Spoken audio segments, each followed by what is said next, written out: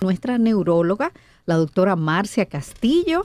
Hoy hablamos sobre enfermedad de Parkinson. Doctora, ¿cuál es el órgano más afectado por esta enfermedad? No te escuché, Nasira. ¿Cuál es el órgano más afectado por esta enfermedad? Mira, es interesante esa pregunta porque nosotros, a partir de un estudio que salió en el 2003, que fue un estudio bastante grande, el estudio L-DOPA, tuvimos que desconstruir la idea que teníamos de la enfermedad de Parkinson, porque pensábamos que el Parkinson era una enfermedad exclusiva del sistema nervioso central. Ya hoy sabemos que el Parkinson es una enfermedad sistémica que empieza en el intestino. Empieza en el intestino y yo decía antes de unos minutos, una década o 2 décadas antes, o sea que el Parkinson es una enfermedad sistémica, afecta a muchos órganos. De hecho, afecta, por ejemplo, el órgano de la olfacción, afecta también el órgano de la vista. Ahora incluso particularmente se hace biopsia de glándulas lagrimales cuando se quiere hacer un diagnóstico muy temprano de los pacientes con Parkinson y de glándulas salivares. Es decir, que es una enfermedad más bien sistémica y que tiene un carácter ascendente. Ya va ascendiendo desde el intestino hasta llegar a degenerar esas células que están a nivel del tallo cerebral. Doctora, tanto el cuidador como la persona que tiene esta enfermedad se van desgastando. ¿Cómo un cuidador puede ayudar a la persona con enfermedad de Parkinson a dormir? Sí, esa pregunta es fundamental. Ayer leía precisamente un comunicado sobre el repunte que ha tenido el síndrome del desgaste del cuidador, o que llamamos el síndrome del cuidador quemado, ¿verdad? El burnout del cuidador. Porque las estrategias a veces de cuidantería alterna, o sea, debe haber un cuidador primario y un cuidador alternativo, de modo que, por ejemplo, cuando el cuidador primario tenga su día de descanso o sus 2 días de descanso, el cuidador alternativo pueda suplir esos 2 días. Y siempre recuerdo que los geriatras decían, el cuidador siempre debe estar mejor que el paciente, no mejor en el sentido que tal vez podría parecer, sino el cuidador siempre debe estar mejor dormido, mejor descansado, claro, mejor con el sostén del paciente. Así entonces, es. si es lo que se llama el maltrato del paciente, que a veces no es voluntario, nadie quiere maltratar a un paciente, pero llega un punto en que sobrepasa tus capacidades de poder lidiar, hasta por la misma impotencia de ver tu paciente en ese estado.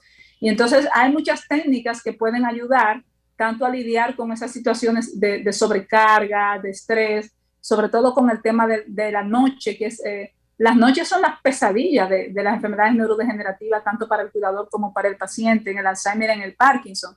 Si se puede hablar de herramientas farmacológicas y medicamentos, pero también hay alternativas como la musicoterapia, ciertos aromas como el aroma de lavanda, mantener siempre el ambiente más o menos igual, una lucecita mortecina en la habitación, tratar de no incidentar con muchos colores y muchos ornamentos la habitación del paciente, crear rutinas. Esto es importante porque que se duerma cuando se duerme, pero en los estudios que hablan de restablecer el ritmo circadiano, hablan de eso, de crearle rutinas al paciente. Y si el paciente, por ejemplo, se le crea una rutina de caminar, si todavía está autovalente, eso va a hacer que vagabundee menos. Le llamamos vagabundeo al divagar sin sentido en la Exacto. casa. Es una de caídas, ahorita comentábamos. Vemos que en esta enfermedad también debemos de cuidar la alimentación del paciente. ¿Cuáles son esos alimentos recomendados? ¿Cómo debe ser la preparación? Te lo pregunto porque ahora mismo hay muchas personas que son cuidadores de pacientes con esta enfermedad de Parkinson. Y vemos que la alimentación es 1A. Si ahora me está escuchando el cuidador de un paciente con Alzheimer, vemos que hay unas etapas en que ya el paciente se le olvida hasta comer y hay que darle todo licuado. ¿Cómo es esto con el el paciente de Parkinson? Es prácticamente igual, porque te comentaba que el paciente en los estadios avanzados puede haber una demencia subcortical, que es la demencia asociada al Parkinson. Al principio la dieta del paciente debe ser una dieta balanceada y nosotros nos asociamos para poder manejar esto casi siempre con un nutricionista, pero se va identificando los trastornos de deglución en el paciente con Parkinson para ir haciendo ese remodelado en la dieta, de modo que el paciente no sea proclive a esos procesos de broncoaspiración, Sí. pero sin sacrificar lo que es la calidad nutricional de la alimentación del paciente. Muchas veces tenemos que terminar en lo que llamamos la PEC, que es la gastrostomía o dependiendo si es gastrostomía o duodenotomía percutánea, para poder solventar esa alimentación, hidratación y medicación, que es como una especie de tubo que se coloca directamente en las vías digestivas y por ahí el paciente se alimenta, se medica y se hidrata. Y se evita también la broncoaspiración, pero ya son los estadios 4 y 5 de las escalas. Doctora, al paciente de Parkinson, y recuerdo cuando hubo un actor muy famoso, todo el que vio Back to the Future, supo que Michael James Fox tiene esta enfermedad de Parkinson. Pero, ¿a qué edad? ¿Hay una edad en que pueda comenzar esta enfermedad? Sí, en realidad ha habido una especie de red alert, porque el Parkinson es una enfermedad por definición del adulto mayor. O sea, empieza teóricamente, según las estadísticas, por encima de los 65 años, pero a partir de la última década hemos visto un repunte del último lustro de pacientes muy jóvenes con enfermedad. Y nosotros no tenemos claro ¿qué se ha venido a develar esto? El confinamiento de la pandemia. Entonces empezamos a ver casos, no decimos que es por esto, pero empezamos a ver casos en pacientes más tempranos, 35, 38, 28, 30, wow, con enfermedad de Parkinson.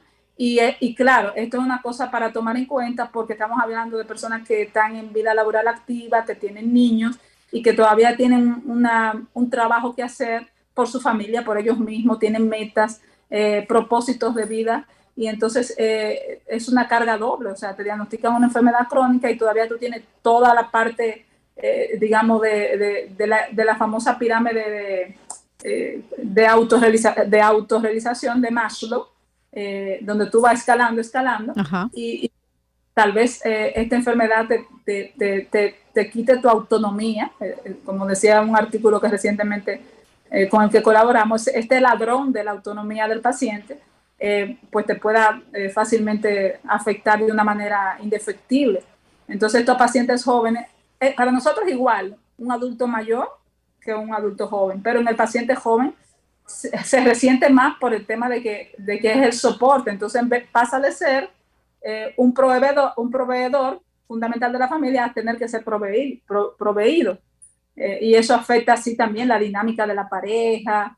A veces hay depresión por esto, también hay maltrato, eso lo vemos mucho cuando son los varones, entonces son dependientes ya de las esposas, ya hay una inversión del rol, ahí también hay sus aristas un poco sociales, es un tema un poco complejo, espinoso. Doctora, ¿cuáles serían sus recomendaciones para aquellas personas que están ahora mismo comenzando con algunos síntomas? ¿Qué debe de hacer? Lo más importante en cualquier enfermedad crónica es, como siempre se ha dicho, es que parte de la curación es el deseo de ser curado, decía Séneca el Viejo. Y aunque esta es una enfermedad que no es curable, pero la actitud es fundamental. No es lo mismo un paciente que luego de entender y pasar su proceso de duelo tenga una actitud de brazos caídos, que un paciente que de un principio se empodere con su enfermedad, cambie su estilo de vida, se ponga a hacer ejercicio, empiece a comer sano, cuide su sueño, evite el estrés, este estrés de vida, de este mundo. Luego de entender y pasar su proceso de duelo, tenga una actitud de brazos caídos. Ahí me hizo feedback, no sé por qué. Ok, entonces esa forma de afrontar la enfermedad y se sabe que los pacientes que empiezan con depresión tienen un pronóstico un peor pronóstico que los pacientes que empiezan con una actitud positiva. Por eso el paciente y la familia va a terapia de familia, porque la familia también hace un duelo. Eso es cierto. Entonces, la recomendación es trabajar esa resiliencia ante la enfermedad. La segunda es la adherencia farmacológica, que al principio suele perderse precisamente porque el paciente no entiende que esos tratamientos son fijos, son permanentes.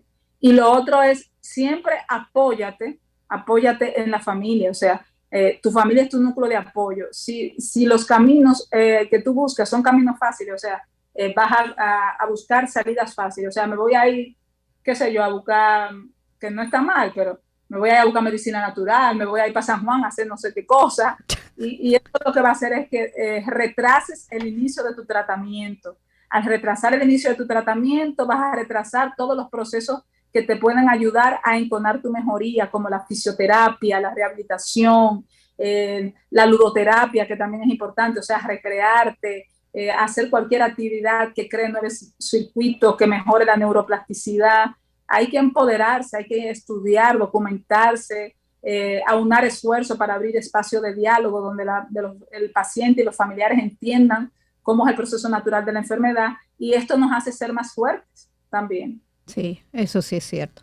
Doctora, ¿qué tal si tomamos preguntas? Las personas interesadas en comunicarse con nosotros.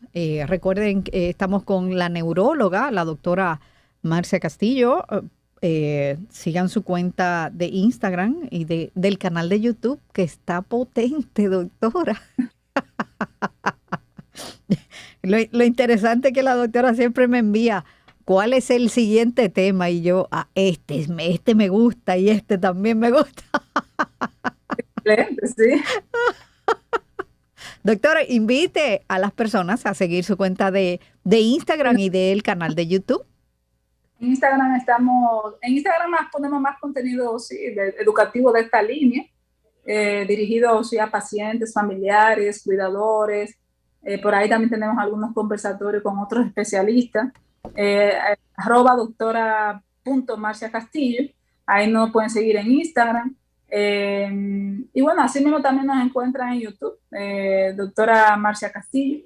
La idea de las redes siempre es aportar, ¿no? Nosotros creemos que dentro de toda esta inmediatez de los medios de comunicación, que a veces trae muchas cosas malas, o sea, noticias fatalistas, sí, la sobreinformación que nos mantiene como al vilo de tantas noticias que nos toxifican emocionalmente.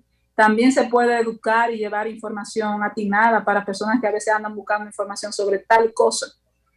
Y me da gusto cuando alguien me dice, mira, yo estaba buscando información sobre la neuralgia del trigémino y lo encontré en tu página de Instagram. O sea, me gratifica bastante. No, se puede decir, muy buena información. Así que nosotros lo invitamos a que sigan su cuenta de Instagram como @Dra Marcia Castillo. Así es la cuenta, ¿cierto? Así es. Ajá. Así que vamos a abrir las líneas. Por aquí nos escriben en el live.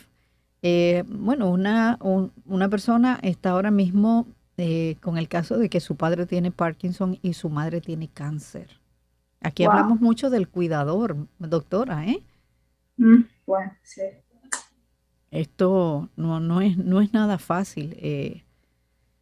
Es de verdad que fácil. Sí. Pero es como usted dice, el cuidador también tiene que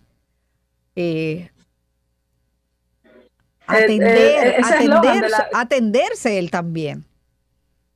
Sí, el eslogan del cuidador, y que se ha quedado así siempre, es, a ver si me acuerdo, como cuídate cuidador, algo así, no recuerdo bien, pero la importancia de que el cuidador se cuide, del autocuidado del cuidador, porque hay cuidadores que están tanto en ese empeño de cuidar su familiar y estar pendiente de ellos, que a veces hasta su aspecto físico lo descuidan. Así yo he tenido, y luego entonces vienen en un proceso de culpa, no pasa nada, hay que devolver con amor y empatía lo que nuestros padres nos han dado, pero también hay que entender que hay que mirarnos a nosotros con compasión con esa misma empatía que nosotros cuidamos, con esa misma empatía hay que cuidarnos a nosotros mismos. Eso es cierto. Doctora, vamos a dar los teléfonos para que las personas puedan comunicarse con nosotros. Estamos con la neuróloga, la doctora Marcia Castillo. Para sus preguntas, puede hacerlo al teléfono de cabina, al 809-683-8790 y 91. Desde el interior, libre sin cargos, al 1-809-200-7777. También a nuestro WhatsApp de Madre Paso a Paso, que es el 849-261-1818. Es nuestro número de WhatsApp para que usted pueda hacer sus preguntas a nuestra neuróloga, la doctora Marcia Castillo. Así que usted puede ya hacerla. Bueno, tenemos una pregunta aquí en el WhatsApp. Dice, con respecto a los medicamentos, hay algunos que se nos hace muy cuesta arriba porque parece que no llega a la farmacia. Entonces estamos en esa búsqueda constante de que cuando llega, buscamos en otra farmacia y no aparece. ¿Qué pasa si no seguimos el tratamiento? Ese es el caso. Nosotros decimos que debe siempre haber un canal abierto entre el médico y el paciente. Porque a veces no aparece el medicamento con el nombre comercial, Exacto. pero puede aparecer mismo con otro nombre comercial. Y la terapéutica del paciente antiparkinsoniano es importante que no se transgreda, porque un día sin medicación es un día sin calidad de vida para ese paciente. No se va a morir, no es un asunto de vida o muerte, pero es un día que el paciente va a estar rígido, akinético, se va a sentir con esa alienación de no poder desenvolverse, de no ser autónomo. Tenemos una llamada, doctora. Buenos días, Madre Paso a Paso. Sí, buen día. Excelente la cátedra que dio la doctora. Muy buena. Aprendí mucho. Qué bueno. He visto casos, he visto casos de pacientes que desarrollan una demencia dentro del mismo Parkinson. Esa es la primera pregunta, el porqué de eso. Lo segundo es, si yo tengo un paciente, un familiar directo, es decir, un padre, un abuelo, ¿cuáles serían las posibilidades de una persona padecer de esta enfermedad? Y lo tercero es, conocí a una persona un familiar cercano que le dio Parkinson, pero perdió el habla. Pero conozco de otros que hablan normal. O sea, ¿por qué esas diferencias? Muchísimas gracias por sus preguntas, las tres bastante interesantes. Sí. ¿Por qué cada caso es particular? Por lo mismo que en medicina decimos que no hay enfermedades, sino hay enfermos, pero la afección del habla es frecuente. Hablábamos de la voz monótona, de la hipofonía, y de que esos pacientes deben ser llevados a logopedia y rehabilitación del habla, porque las manifestaciones de la voz es una de las cosas que aparta al paciente de la familia y de la vida. Entonces, pero no todos tienen esa manifestación clínica. ¿Puede ser genético? Lo que pregunta también él. Sí, a partir de 1997 empezamos a descubrir las mutaciones genéticas y ya tenemos 40 locus identificados de mutaciones genéticas asociadas al Parkinson heredofamiliar. Y lo de la demencia, que es una pregunta que hace muy, muy correctamente, es una demencia asociada al Parkinson, no es Alzheimer. Es una degeneración de los circuitos que van hacia las partes prefrontales por unas vías que deben transitar la dopamina hacia esa área, pero al la dopamina estar insuficiente se van degenerando.